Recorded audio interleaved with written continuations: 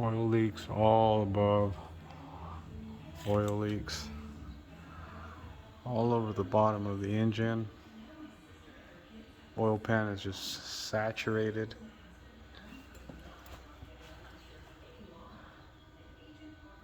All over the bottom of that.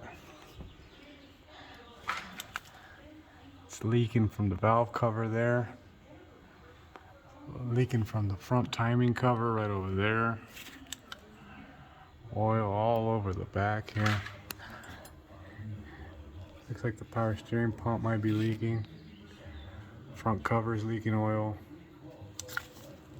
Real bad oil leak.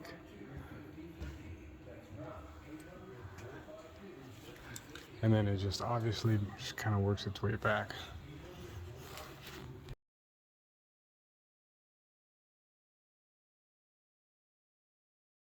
So we've got a 2000 Lexus RX300, and it's got a check engine light for bank 1 and bank 2 knock sensors, as well as an oxygen sensor fault. So what we're doing is we're doing some circuit testing, some diagnostics with the scope to show you guys exactly how you would diagnose a knock sensor when you got an oscilloscope. So on this Lexus, the knock sensors are actually buried underneath the intake manifold, which is a very difficult sensor to access. There is apparently, from what I was reading, a junction block somewhere underneath the intake manifold, but it's pretty hard to access as well. So I found it easier to just go behind the glove box on this model, access the PCM directly, and back probe at the connector while watching the scope. On this test, the guided component test, what it has us perform is it wants us to back probe to the knock sensor signal wire, and then the other wire goes to a good ground. Once we do that, you raise the RPMs up to 4,000 RPM, and you should be able to capture the knock sensors in action. So let me just show you real quick what I'm looking at, and hopefully how this can help out with your diagnostic.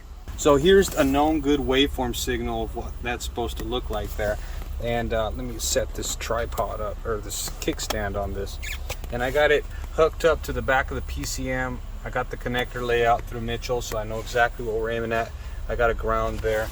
Got the air conditioning on. So I'm going to go ahead and show you a known good. So here's an acceleration event up to 4,000 RPM. And you can see that signal looks pretty much like that there. So we got a good reading on that sensor. Now, when I switch over to the other connector here, see, now we lost our signal, and now we got a signal back. And that's good to verify that we got a good contact there as well. Let's see. And here's our flashlight. And we are on the correct wire. Yep, we're good to go. So now I'm going to go ahead and accelerate and check this one out.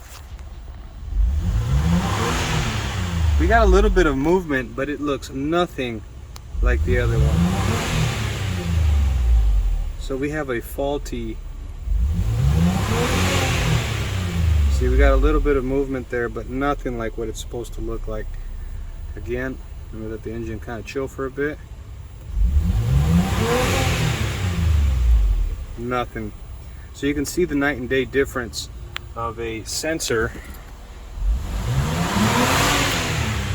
Look, we got a little movement there, but it looks like it likes to respond every now and then. But you can see the obvious difference with the other. Let me just show you again for reference.